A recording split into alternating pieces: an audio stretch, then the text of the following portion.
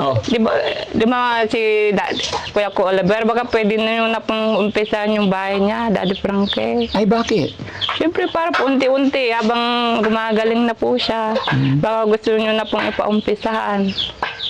Ano yung sinasabi mo? Yung bahay po ni Kuya Oliver sana, Daddy Frankie, Oo. dito ko po pinaplano na pagawan. Oo. Ay, hindi pwede dyan. Bakit naman? Ako naman ang nag-aalaga. Noon nga, sa iyo ko siya, ikaw ang nag-aalaga, pero ngayong napagamot na siya, ako nang mag-aalaga sa kanya. Kasi Ay, noon, hindi. pinapabayaan Puros mo naman lang ikaw. siya, alak ka ng alak. Doon sa Kwan, malayo.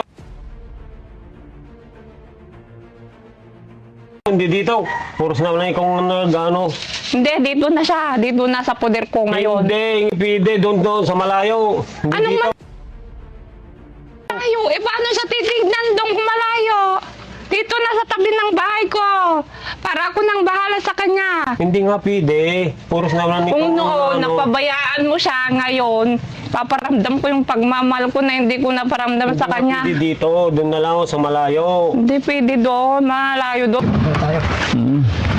Opya. Okay? Ngayon, mga kababayan, mga kabarangay, magandang hapon po sa atin lahat. Sarado natin. Mga kababayan, galing po kami ng Makati kasama ang team.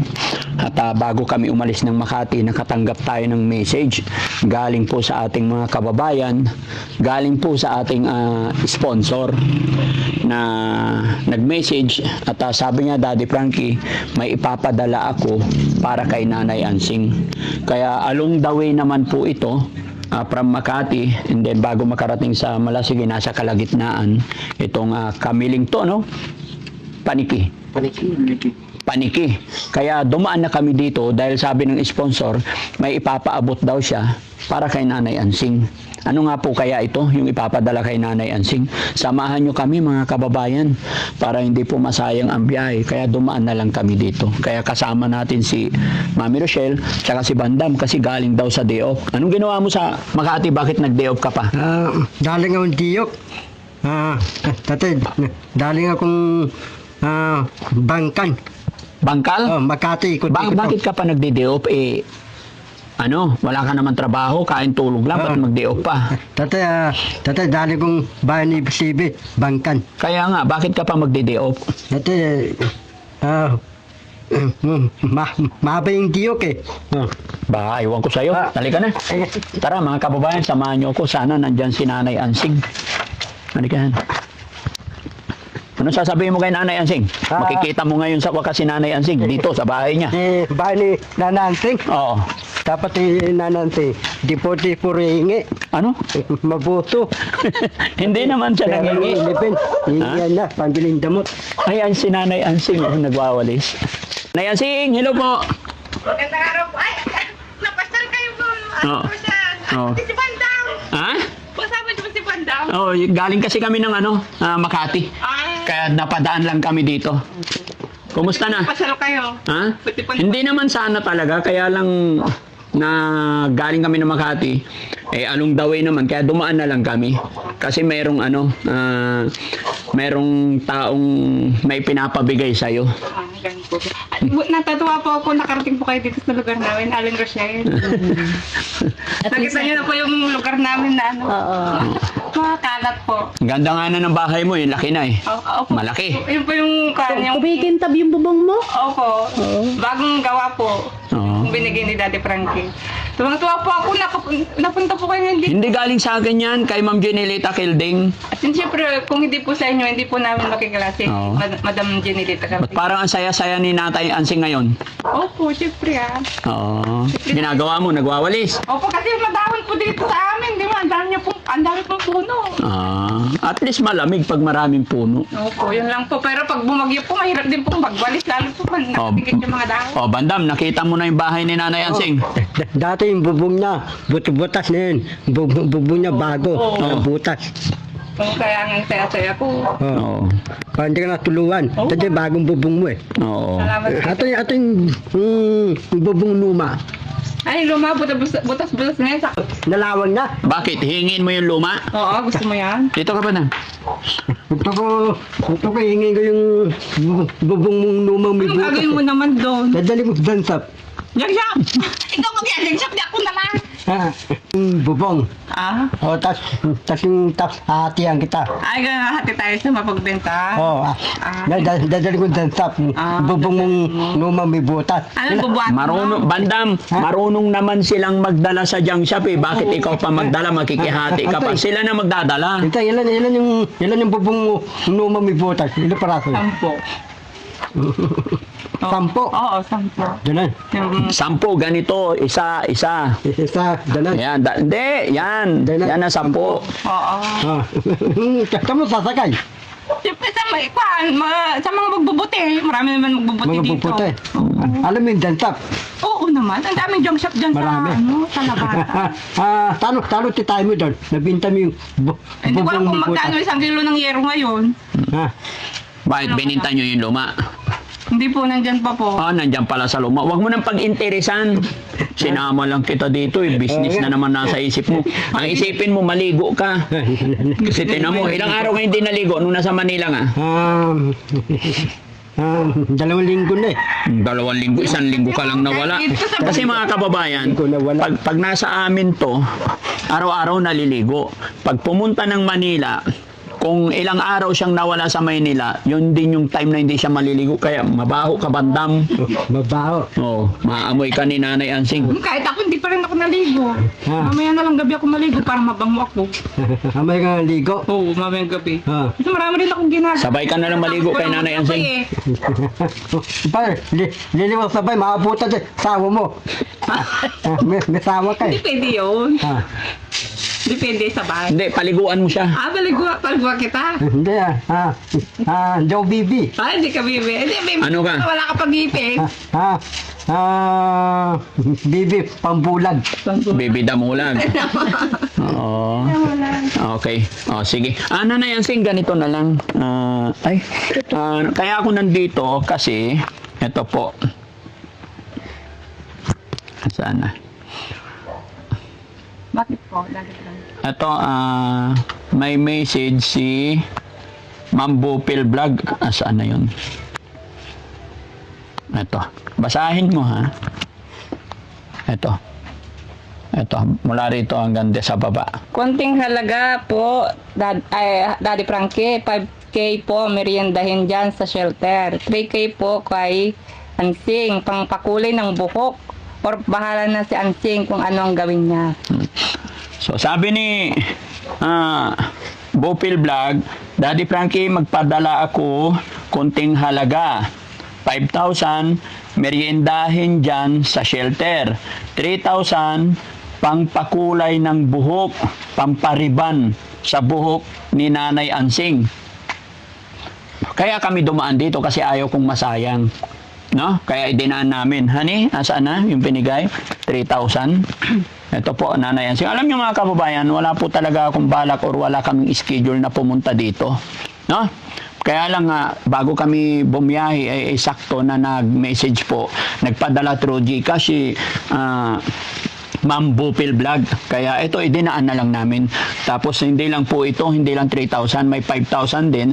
Gagastos, pandagdag daw, gastusin sa shelter, pang merienda ng mga beneficiary natin. Kaya Ma'am Bupil Vlog, maraming salamat po sa padala nyo pang merienda sa shelter. At saka ito rin po yung 3,000 na para kay Nanay Ansing, pampariban daw niya. So, ikaw na po bahala dyan. Pwede pong, ibigay ko na, ilaan ko na lang po sa mga anak ko. Hayaan ko na lang po yung buhok ko. Bahala ka po. Kasi, basta, kung ano yung message ng sponsor natin,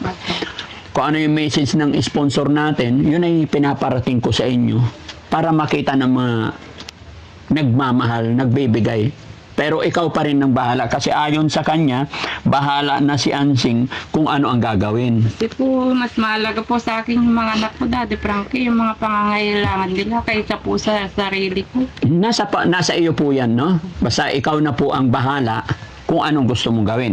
Gaya ng aking sinabi, kung ano yung hiling, utos ng mga sponsor sa akin na Daddy Frankie, ibigay mo kay Ansing, Daddy Frankie, ibigay mo kay Jasmine, Daddy Frankie, ibigay mo kay Bandam,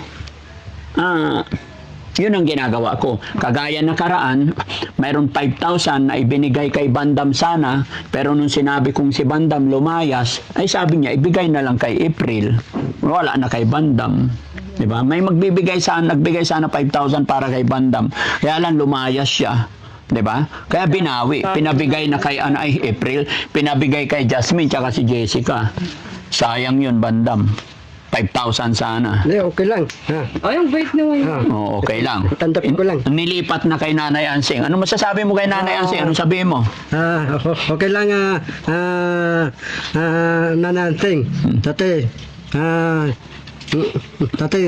tanang ulay at yung padalang puntong ko, padala para sa akin, para sa yan. Sige, tanggapin ko. Ang bait Oh. naman. Okay lang ang sing, para sa yan. Para yung mga anak mo, para babanding tayo. Babanding sila. So paano, Nanay Ansing? Hindi, wait lang. Anong masasabi mo sa nagpadala si Ma'am Bupil Vlog? Pasalamatan natin. Oh, Madam Bobel Vlog, yung kasing buko, hindi ko naman na inaano, pinapaayos. Ay, maayos pa naman. Ilaan ko na lang po ito sa mga anak ko. Pwede po ba yun, Madam? Wait lang, ma'am. Idikit ko na lang to sa'yo para ano. Sige, pasalamat tayo sa mga sponsor natin. Yung para po sa akin, mas mahalaga na po yung mga anak ko kaysa po pagkagastusan ko po yung sarili ko. Ibigay ko na lang po sa mga anak ko yung mga pangangailangan nila. Sila na po inuuna ko kaysa sarili ko po. Hindi mo na ginagastusan sarili mo? Hindi na po. Hindi na po. May mga anak na po. Yung lipstick na pula-pula labi, di gastos yan. Nung pa po ito, nung dalaga pa po ako. Nung nagtatrabaho pa po ako sa Clark. Nung dalaga ka pa yung Opo. lipstick na yan? Hindi na ubos? Minsan-minsan ko lang po nagagamit. Ba't tuwing punta ko dito, pula labi mo? O ngayon, doon lang po ako gumagamit. Pag pumunta kayo. Oo. Daddy Frankie, Oh. di ba si Kuya ko Oliver, baka pwede na yun na pong umpisahan yung bahay niya, Daddy Frankie. Ay, bakit? Siyempre para po unti-unti, habang gumagaling na po siya, baka gusto nyo na pong ipaumpisahan. Hindi pa namin kasi napag-uusapan yun, yung pagpapagawa ng bahay. Kumbaga wala pa sa plano ko kasi yung pera niya, 140,000. Eh kung paumpisahan ko na, baka kulangin yun. Ay, ganun po. Bakit naisip mo na yung bahay niya? Siyempre, minsan po, habang nagwawalis po ako dito, minsan iniisip ko na po kung saan po ipupwesto. Sana. Inisip mo na kung saan Opo. pwesto. Saan ba naisip mo kung sakasakali? Itabi na lang po dito sa akin para minsan po, na ano ko po siya, nakakawalis po ako dito. Oo. O di maano po, Daddy Frankie. Opo. maano ko po siya dito, masikaso ko po siya. Ano yan, kuya? Saging Daddy Frankie. Anong gagawin ko sa saging? Saan galing yan? Bibigay ko sana kay Daddy Frankie, kay Oliver. Bigay mo kay Kuya Oliver. Mga bala na kayong pahinugin para may pasalubong naman ako. Salamat, Kuya JJ. Ang bait mo talaga. No? Ipadala mo to para kay Kuya Oliver, pahinugin. Oh, Daddy Frankie. Sige, salamat. Nakakatuwa naman. Guys, itabi nyo to. Ayan, mga kababayan, mga kabarangay, sorry. May bigay si Kuya JJ. Saan mo to kinuha? Sa tanim ko, Daddy Frankie. May tanim ka. Daddy Frankie. Bakit mo padadalan si Kuya Oliver? Para naman matikman na naman yung saging na tinanim ko, Daddy Frankie. Pero mas maganda, Kuya JJ, maglaan kayo ng oras, araw, puntahan nyo, tapos may dala kayong mga ganito. Pero salamat ako, appreciate ko talaga, nararamdaman ko yun. Pero sana yung inihiling ko, gumawa kayo ng paraan na makapunta kayo doon. Pakitabi to. Nakakatuwa naman mga kababayan si Kuya JJ. Nag-abot ng saging, pabigay daw sa kanyang kapatid. Sorry, thank you Kuya JJ. Ano yung sinasabi mo? Yung bahay po ni Kuya Albersana, Daddy Frankie, Oo. dito ko po pinaplano na pagawan. Oo. Ay, hindi pwede dyan. Bakit naman? Ako naman ang nag-aalaga. Noon nga, sa iyo ko siya, ikaw ang nag-aalaga, pero ngayong napagamot na siya, ako nang mag-aalaga sa kanya. Kasi Ay, noon, hindi. pinapabayaan mo lang Puros naman siya, alak ka ng alak. Doon sa malayo, hindi dito. Puros naman kung nag-ano. Hindi, dito na siya, dito na sa poder ko ngayon. Hindi pwede. Doon sa malayo. Hindi Anong dito. malayo? Paano siya titignan doon kung malayo? Dito na sa tabi ng bahay ko. Para ako nang bahala sa kanya. Hindi nga pwede. Puros naman Kung noon, napabayaan mo siya ngayon, paparamdam na para paramdam ko yung pagmamahal ko na hindi ko naparamdam sa kanya. Hindi dito, doon na lang ako sa malayo. Hindi pwede doon, malayo doon. Paano doon malayo? Walang kuryente.